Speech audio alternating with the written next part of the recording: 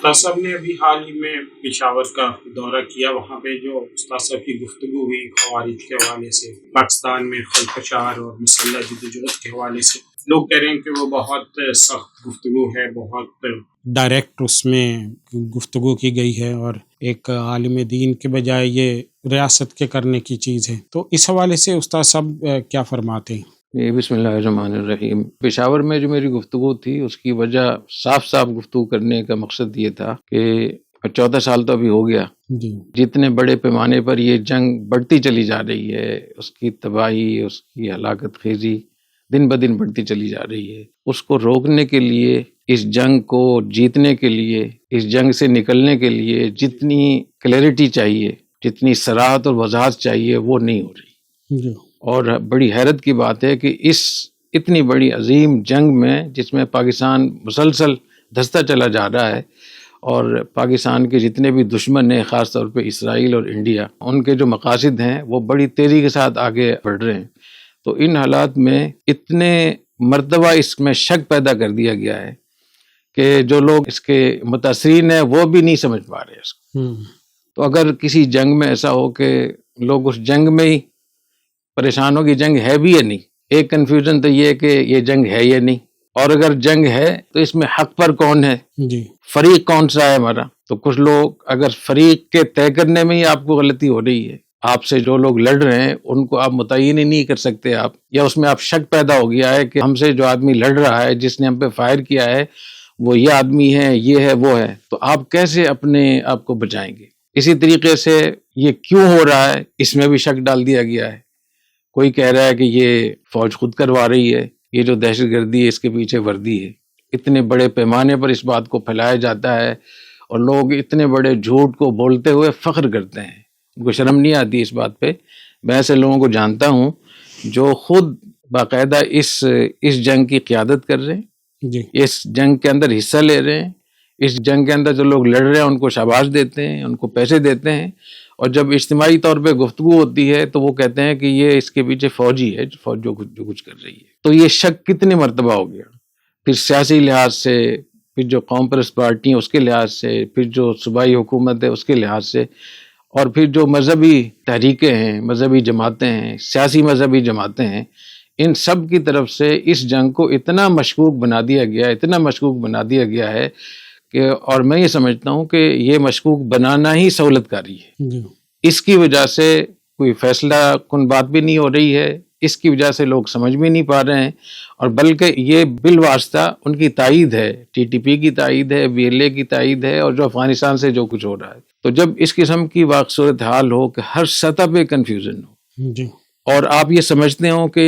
اگر اس صراحت کے ساتھ آپ بات نہیں کریں گے تو یہ مزید انسانوں کی جانیں جائیں گی، ملک تباہ و برباد ہوگا، تو میں سمجھتا ہوں یہ مجھ پر فرض تھا کہ لوگوں کی رعایت کرنے کی بجائے لوگوں کی جانوں کی رعایت کرنی چاہیے، اپنی ریاست کو چاہیے۔ پھر چونکہ اس کا مین چیز اس کی مذہب ہے، اس کا سب سے بڑا سبب جو ہے نا وہ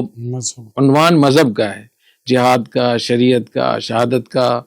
اور جمہوریت کفر ہے اور اسلام نافذ کرنے کا۔ پھر افغانستان میں پیچھے جو امارت اسلامی، چونکہ مذہبی حکومت ہے مکمل طور پہ، تو وہاں سارے مدرسوں کے لوگ ہیں، علماء ہیں، دوسرے لوگ ہیں، وہ اس کے پیچھے ہیں۔ تو اس لحاظ سے جو سب سے پہلا فرض بنتا ہے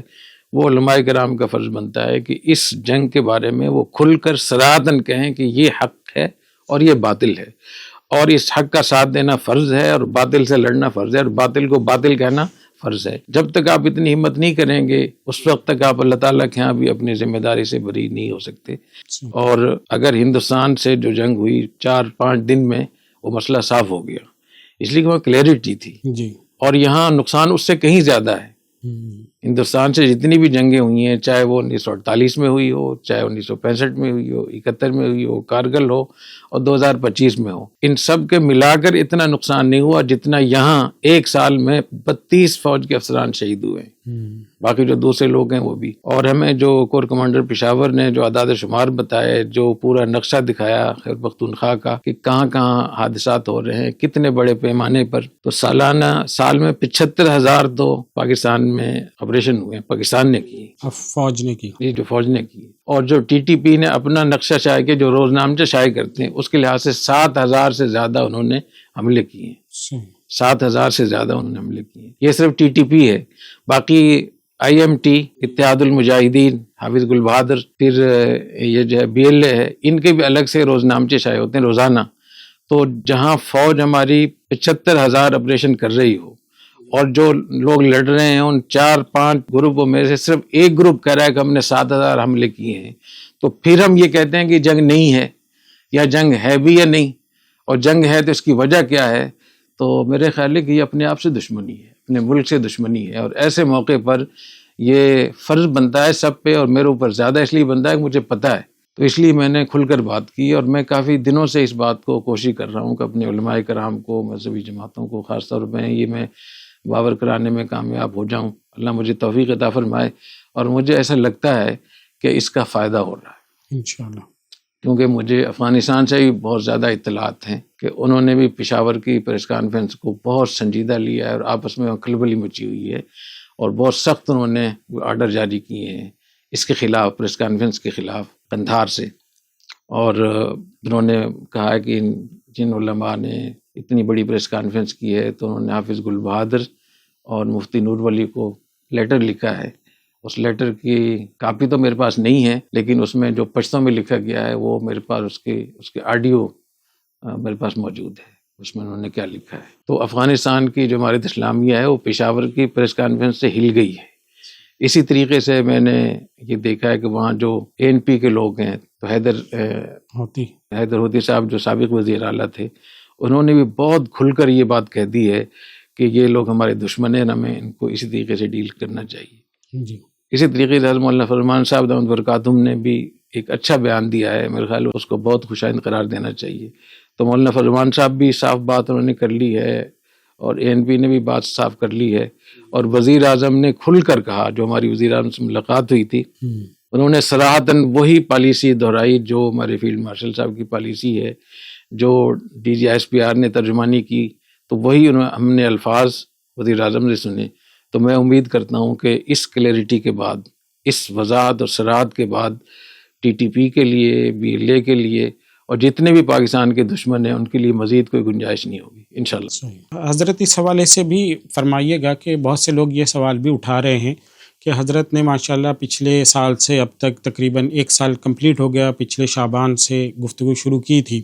اور اتنے تسلسل سے TTP اور اس پاکستان پہ حملوں کے خلاف گفتگو کی ہے کہ شاید ہی پاکستان کی تاریخ میں کسی عالم نے اتنی زیادہ گفتگو کی ہو. تو اب جو ہے وہ یہ سلسلہ یعنی اسٹیبلش ہو گیا، حضرت کا موقف اسٹیبلش ہو گیا. اور کوئی اور عالم دین جیسے حضرت شیخ الاسلام صاحب، انہوں نے بھی بہت واشگاف انداز میں اپنا موقف دیا، اور اس کے بعد پھر وہ اپنے تعلیمی مصروفیات میں لگ گئے ہیں. تو اسی طرح جامعۃ الرشید کی طرف سے موقف بہت وضاحت سے آ چکا ہے، اور ایسا بھی نہیں ہے کہ کوئی افغانستان کی طرف سے یا TTP کے مدارس یا ان کے خانقاہوں کی طرف سے یا ان کے دینی لوگوں کی طرف سے اس کا کوئی جواب آ رہا ہو کہ اس بیانیے کا توڑ کرنا ہو. تو اب استاد صاحب اس موضوع کو چھوڑ کیوں نہیں دیتے؟ جی جزاکم اللہ. اصل میں اس کی 2-3 اس کی وجہ ہیں. سب سے پہلی وجہ تو یہ کہ جتنے بڑے پیمانے پر یہ جنگ برپا ہے اور وہ کہاں تک پہنچ گئی ہے، اس کے اعداد و شمار دیکھ لیں، اس کی سنگینی دیکھ لیں، اور جس بنیاد پہ یہ ہو رہی ہے. اس کی بنیاد کیا ہے؟ اس کی بنیاد یہ ہے کہ جہاد کی غلط تشریح، اسلامائزیشن کے غلط طریقے، اور جمہوریت وغیرہ کے حوالے سے غلط فتوے، اور خلافت کا جو غلط تصور ہے لوگوں کے ذہنوں میں وہ چیزیں، اور تکفیر کے جو ہمارے دین میں، شریعت میں اصول ہیں، اس کی غلط تشریح. تو یہ چیزیں اگر ختم ہو جائیں گی تو میں بھی رک جاؤں گا. جس بڑے پیمانے پر یہ چیزیں ہو رہی ہیں، مسلسل ہو رہی ہیں، تو بیماری تو بڑھ رہی ہے. اور ڈاکٹر سے آپ کہہ رہے ہیں کہ آپ اپنی دوا ایک دفعہ آپ نے دوا دے دی ہے تو کافی ہے، تو ڈاکٹر جو ہے وہ دوا مزید بڑھاتا بھی رہے گا، خوراک میں بھی اضافہ کرے گا، تبدیلی کرے گا، پرہیز میں بھی تبدیلی کرے گا. تو جتنی بڑی یہ نظریاتی ایک فتنہ ہے یہ، اور اس نے ہمارے پورے خطے کو اس طریقے سے لپیٹ میں لے لیا ہے کہ اگر اس کو ہم نے نہ روکا گیا تو شاید 1 صدی تک اس کو ہم بھگتتے رہیں. کیا خلافت بغداد میں جن لوگوں نے خلافت بغداد کے سقوط کے اسباب پیدا آج تک بھگت رہے نہیں بھگت رہے. اس طریقے سے پاکستان کو نقصان پہنچانے کے لیے جس بڑے پیمانے پہ کوشش ہو رہی ہے اور وہ جاری ہے اور مسلسل اس کو بڑھا رہے ہیں, تشکیلات بڑھا رہے ہیں, ان کی سپورٹ بڑھ رہی ہے, ان کا اسلحہ زیادہ دیا جا رہا ہے. اور پھر یہ کہ ہمارے مدارس کی طرف سے, مذہبی جماعتوں کی طرف سے کوئی اس کے اوپر بول نہیں رہا. اگر وہ بول لیتے تو میرے لیے بہت آسانی ہوتی. تو اس لیے میں یہ سمجھتا ہوں کہ اس فتنے کے خلاف بولتے, جب تک یہ فتنہ ہے اس کے خلاف بولتا رہنا یہ شرعاً فرض بھی ہے اور یہ دنیا کا اصول بھی ہے کہ جب تک کوئی جنگ ہو رہی ہے تو اس جنگ سے آپ لڑتے رہیں. تو یہ جنگ ہے بہت بہت بڑی. دوسری بات یہ کہ اس کا تعلق معلومات سے بھی ہے. بہت سارے علماء ایسے ہیں, علماء کرام, جن کو اتنی معلومات نہیں ہے اور معلومات کے ہونے نہ ہونے سے بہت فرق پڑتا ہے کہ اس چیز کے فرض واجب ہونے میں. آپ نے پڑھا ہوگا کہ امرأۃ مسلمۃ بالمشرق وجب علی اہل المغرب تخلیصها. ایک جزیہ ہے کہ اگر مشرق میں کوئی عورت مسلمان گرفتار ہو جائے تو اہل مغرب پر اس کو چھڑانا فرض ہے, بشرطے ان کو علم بھی ہو اس کا. تو بہت سارے ایسے علماء ہیں یقینی طور پر جن کو معلومات نہیں ہے یا ان کو غلط معلومات دی جا رہی ہیں یا جو میری معلومات ہیں پورا ان کو اطمینان نہیں ہے. تو اس لحاظ سے بھی ایک مسئلہ وہ ہے کہ جو علماء کرام ہیں وہ کیوں نہیں بول رہے. تو اس کی ضرورت ہے کہ ان کو ہم اس بات کو ثابت کریں اور وہ ہمیں موقع دیں. ایسے علماء کرام جو شک میں مبتلا ہیں وہ ہمیں موقع دیں, ہم ان کو دکھا دیں گے, بالمشافہ دکھا دیں گے کہ وہاں سے کتنے بڑے پیمانے پر دراندازی ہو رہی ہے. تیسری بات یہ کہ 1988 سے لے کر 15 اگست 2021 تک جو جامعۃ الرشید سے, دارالفتاء والارشاد سے جو اخبارات چھپتے رہے, ہفتہ روزے چھپتے رہے, جس قسم کی وہاں سے تحریکوں میں حصہ لیا جاتا رہا اور وہ شرعاً ٹھیک تھا. ہم اس کو اس وقت بھی جہاد سمجھتے تھے, آج بھی ہم سمجھتے ہیں کہ وہ ٹھیک ہے. نہ صرف ایک ٹھیک تھا بلکہ ہمیں اس پر فخر ہے. اور جن لوگوں نے اس میں اپنا وقت لگایا, جانیں دی, وہ بالکل صحیح جگہ پہ لگائی انہوں نے. تو اتنا حصہ تو کسی نے نہیں لیا اور اتنا نام بھی کسی کا استعمال نہیں ہوا. اور پھر یہ کہ جو ہمارے اخبارات میں جو مضامین چھپتے رہے ان مضامین کے اندر ایک ملفوف انداز میں اس قسم کے نظریات بھی دیے جاتے رہے, جان بوجھ کر یا غیر شعوری طور پر, یا لوگ اس کو اپنے لیے سمجھتے رہے.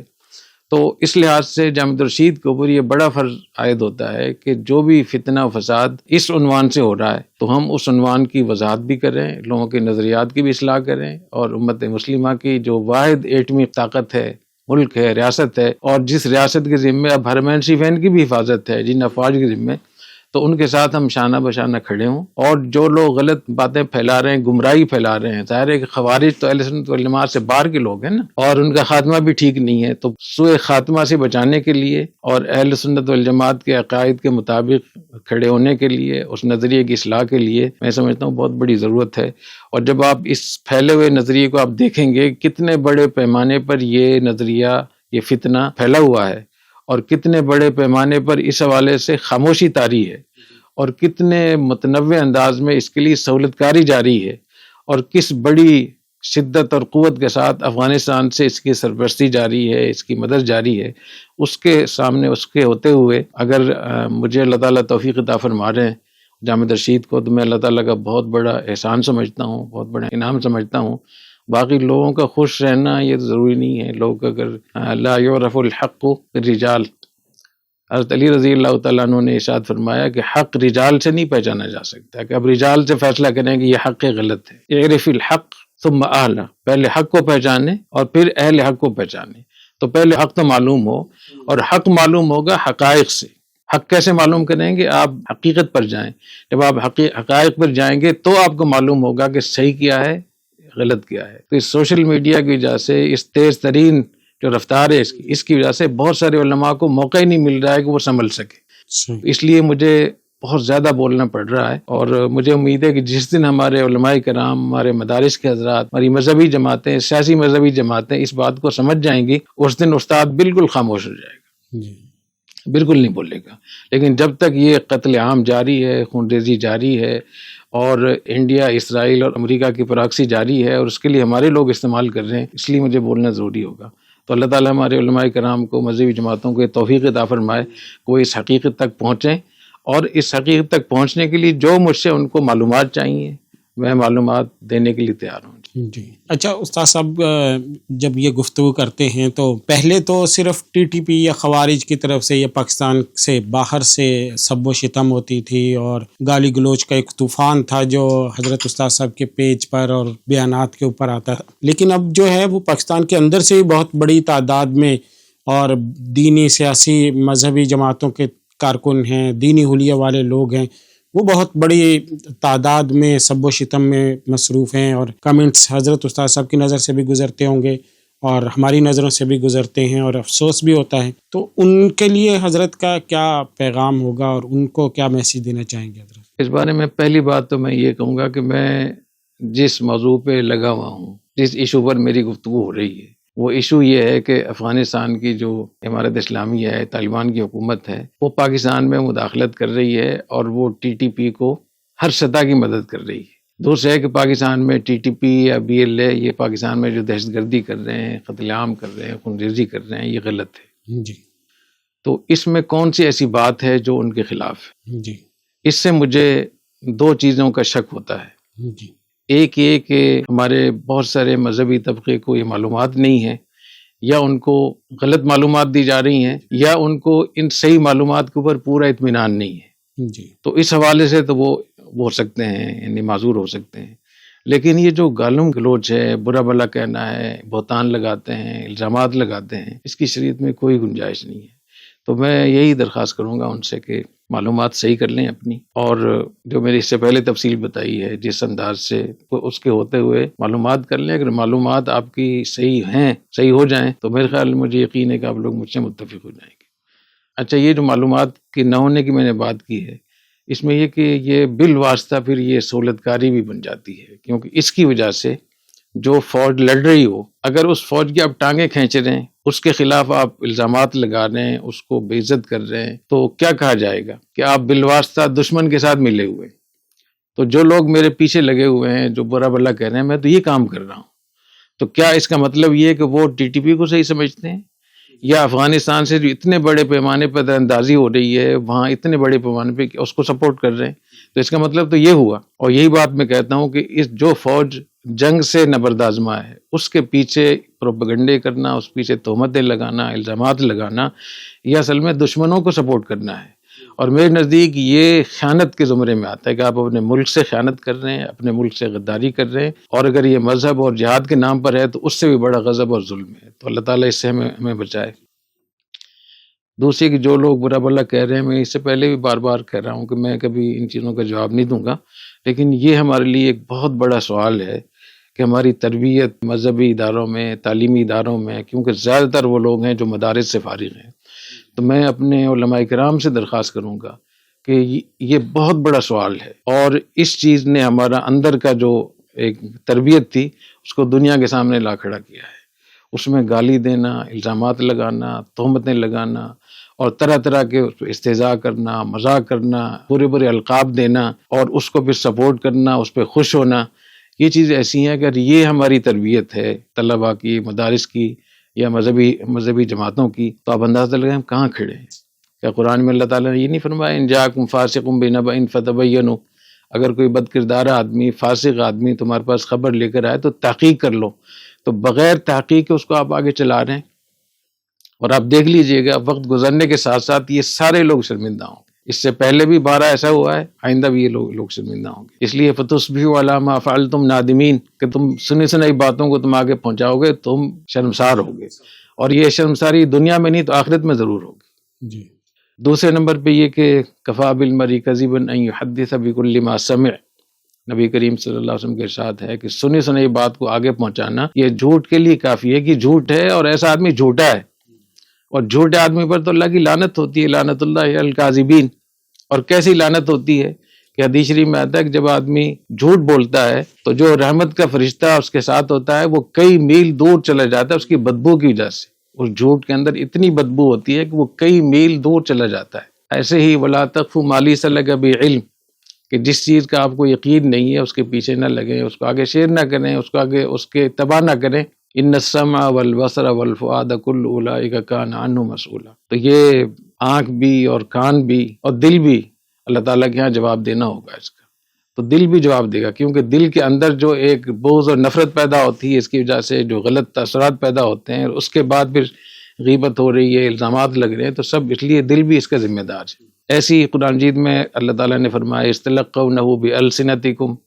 وتقولون میں آیت اس لیے پڑھ رہا ہوں کہ سارے علماء کرام ہیں، یہ مدارس کے فضلاء کرام ہیں، اور مذہبی جماعتوں سے لوگ وابستہ ہیں، اور جب ان کی میں گالیاں دیکھتا ہوں، سنتا ہوں، تو بہت حیرت ہوتی ہے کہ یہ کیا ہو گیا ہمارے ساتھ، اور انتہائی درجے کی مجھے حیرت بھی ہوتی ہے، ڈر بھی لگتا ہے۔ استلقونہ بألسنتکم وتقولون بأفواہکم ما لیس لکم بعلم، جب تم اپنی زبانوں سے وہ بات کہتے ہو اور وہ چیز جس کا تمہیں یقین نہیں ہے اس کو تم اپنی زبان سے بولتے ہو، لوگوں تک پہنچاتے ہو، وتحسبونہ ہینہ، اور تم اس بہتان کو تم ہلکا سمجھتے ہو، وہ عند اللہ عظیم، اللہ تعالیٰ کے بہت بڑا جرم ہے، یہ بہت اللہ کے غضب کی۔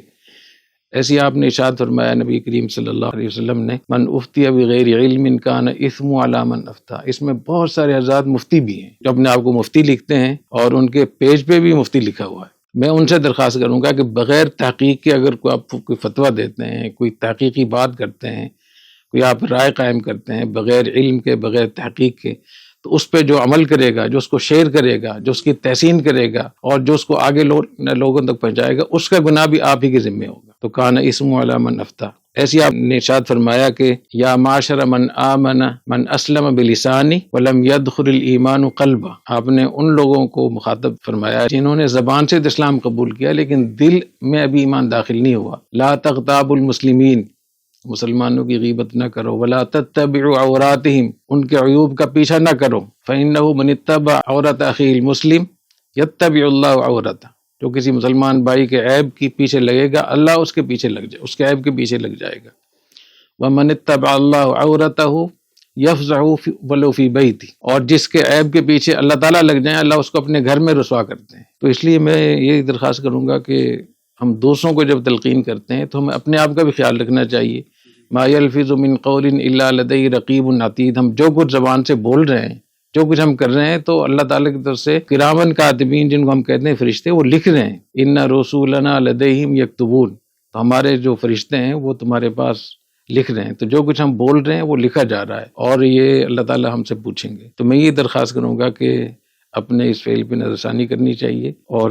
جو کوئی گالیاں دیتا ہے تو میں ان گالیوں کو بھی پڑھتا ہوں، اگر اس میں کسی کی اچھی بات ہوتی ہے میں اس کو قبول بھی کر لیتا ہوں، اس کی کوشش بھی کرتا ہوں،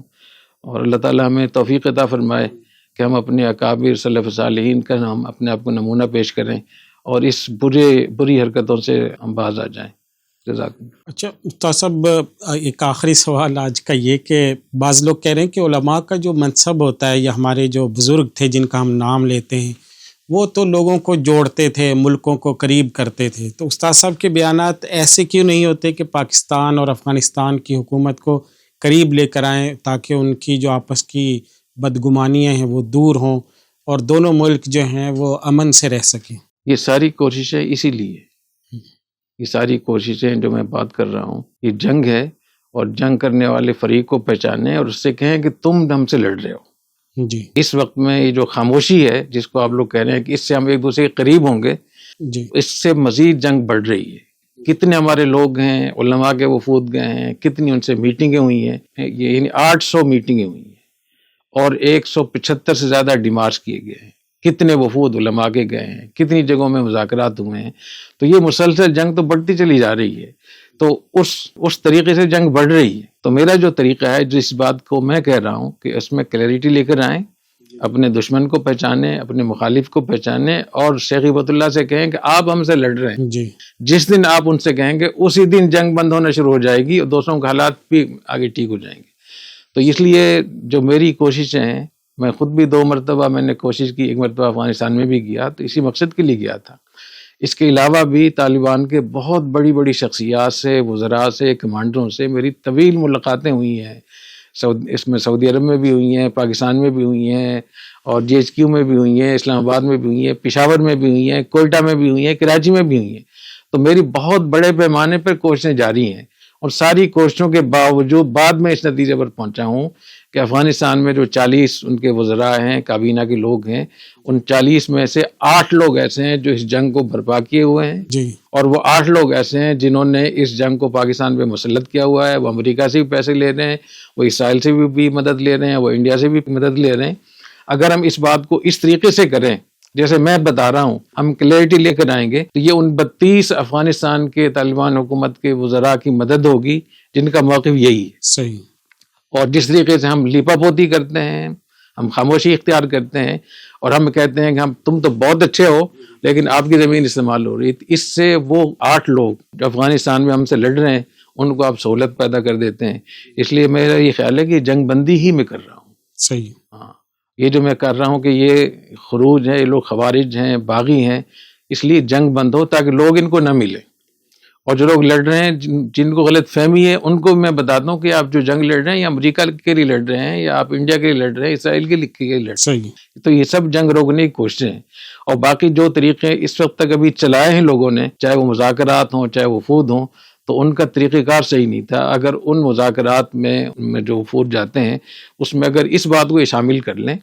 کہ اپنے شواہد کو صاف صاف طور پہ کہیں کہ شیخ ہبت اللہ ہم سے لڑ رہا ہے، افغان طالبان کی یہ جو 8 لوگ ہیں یہ ہم سے لڑ رہے ہیں، تو آپ دیکھیں جنگ بند ہوتی ہی نہیں ہوتی. صحیح. ٹھیک ہے، بہت شکریہ ناظرین، آپ نے ساری گفتگو ملاحظہ کی. آپ کے ذہن میں اس مسئلے سے متعلق، پاکستان افغانستان کے تعلقات سے متعلق کوئی بھی سوال ہے، کوئی بھی مشورہ ہے، کوئی بھی کمنٹس ہیں تو کمنٹس بار میں ضرور لکھیے گا اور انشاءاللہ آپ کے کمنٹس کو بھی دیکھا جائے گا اور ان کو بھی اسی نشست میں ہم لائیں گے اور حضرت استاد صاحب سے اس سے متعلق رہنمائی لیں گے. تب تک کے لیے اجازت دیجیے. اللہ حافظ.